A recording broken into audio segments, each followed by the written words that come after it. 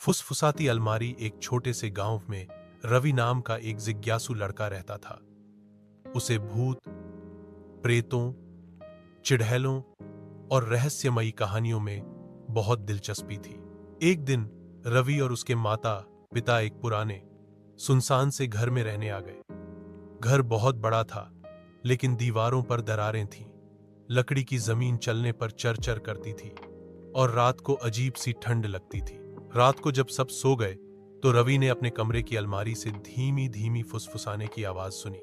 रवि, ये मैं आ रहा हूं। रवि डर के मारे रजाई में घुस गया। उसने हिम्मत करके अलमारी का दरवाजा खोला, लेकिन अंदर कुछ भी नहीं था, बस कुछ पुराने कपड़े और एक टूटी हुई खिलौने की कार। अगली रात फिर वही आवाज आई, मैं तुम्हें देख सकता हूं रवि। अब रवि थोड़ा घबराया, पर उसकी जिज्ञासा और बढ़ गई। सुबह होते ही उसने अलमारी को अच्छे से खंगाला। तभी उसे पीछे की दीवार में एक छोटा सा लकड़ी का दरवाजा दिखा, जैसे किसी और कमरे की तरफ जाता हो। रवि ने टॉर्च ली और दरवाजा खोला।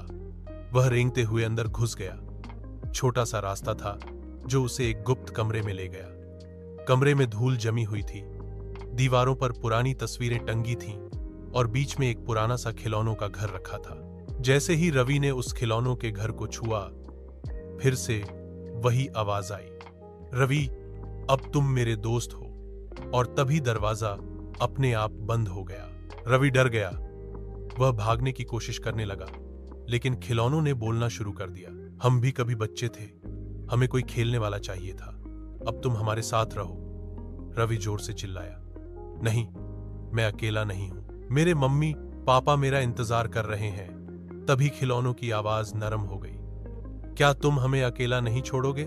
रवि ने कहा, मैं हर हफ्ते आऊंगा, लेकिन मुझे बाहर जाना होगा। अचानक दरवाजा अपने आप खुल गया।